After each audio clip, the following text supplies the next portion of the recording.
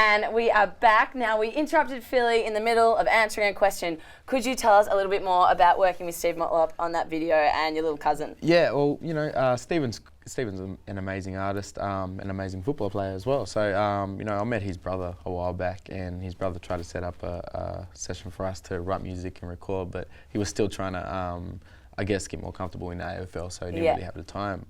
You know, I hit him up again, and he was more established in AFL, so he was like, yeah, cool, we can do that. So he came in, he wrote his verse and his the chorus. So, you know, an amazing artist, can play guitar, everything. So yeah, because you've done a live spot with him as well. Done a live show with him. He can knock it out. He's a howling voice. He's got a ridiculous voice. Yeah. Like it's really unique, and I think it's cool. If he really wanted to step into the music industry, he's already got a huge football following, so he'd be really successful. Like a in that seamless as well. transition to the next industry. Yeah, right, it would be perfect. And then your little cousin in the film clip, yeah? My little cousin, yeah, Nawi. So, you know, amazing athlete. Probably going to end up in AFL one day as well. So, Destined. Destined.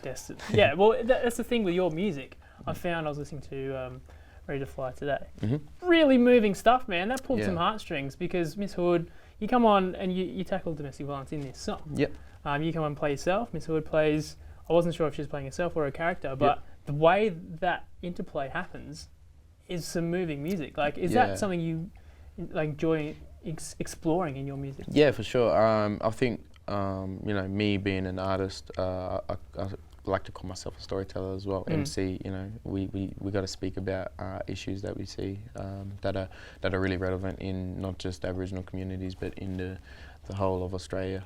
So, you know, I got to speak on issues that I feel really strong about, and you know, women have always played a huge role in my life. All my aunties are you know, my biggest role models. My auntie that raised me, all my aunties around me were all activists. They were all really in community and working to make community better. So something like domestic violence, you know, violence against women is something I'm passionate about, and I just felt like I needed to speak on. So yeah. And having music as the outlet to talk about those must be really empowering. You know, music is something that's universal. Everyone can relate to it and appreciate it. So when you're speaking about something like that as well, you know, people can really understand where you're coming from with it. So yeah. And on the topic of mentoring, you've done a bit of work with AIME, an Indigenous mentoring education program.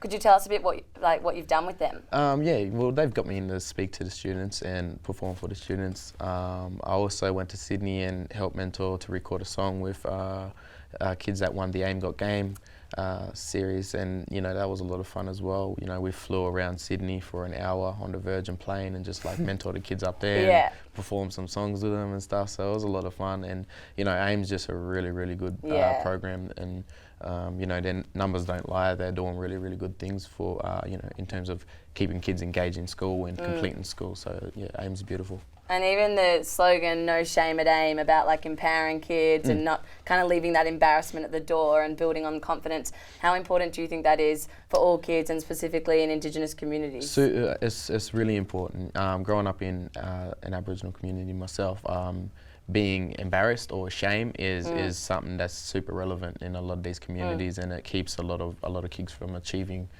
their potential, you know, doing what they could actually do. So there's some messages like that we need to keep putting into these children's minds, and take away this idea of you achieving something is embarrassing because, you know, we're not supposed to be doing that sort of thing. So it's a really important message that needs to be heard. Brilliant. So I want to catch you and say, do you want to do a performance? Just a little really impromptu one. We can do whatever you like. So I reckon I can beatbox. Do you want to do a little freestyle? Let's do it. Bring on the mics. Bring on the mics, all right. Okay, let's see how we go. Are these on? Hang on. Let's make sure. All right. We on? We check 1, 2. We on. Check. All right. I'm going to be the spectator here. Take it away, boys. So I'm going to channel my own Joel Turner, and you're going to spit the bars. Do your thing. Yeah, for sure.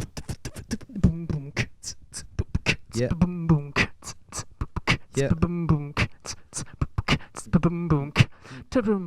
First quarter, first second, first pass. I'm home on my throne, alone in my zone. I'm about to get it, yo. Only if my life was more like a sport, I'd maneuver then a court, make it rain in the fourth. Go insane when I bought. But remember what I play for. That's a great thought. Let me just explain more. I challenge in my ways, just a poster on my wall. Try to drive my lane. I've sent it out to court. See a lot of sleepless nights just to get this all right. My goals in my sight, and I'm about to take flight. So we gonna be alright. Word to Kendrick Lamar. I'm killing these beats. I live my life behind bars. Hey. Yeah, Thank you. guys, you nailed that. Oh, that's Look, Philly. I'm feeling pretty inferior here, but Philly, thank you for coming in. Eli, thanks for bringing in new talent. Lil Joel Turner. And we will be back just after this, but more of that will be found online. See you soon.